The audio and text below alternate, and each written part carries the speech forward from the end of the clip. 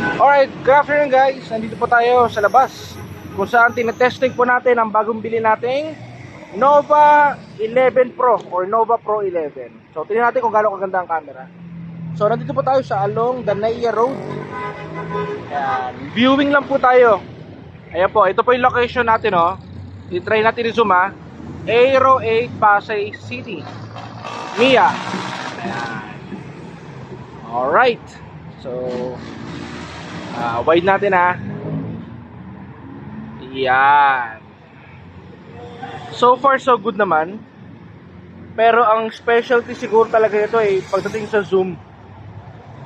Pati pagpo-portrait. So more on camera siya. More on modeling camera siya. Yan. So, alright. So in a few seconds, i-close ko na po ito. Alright.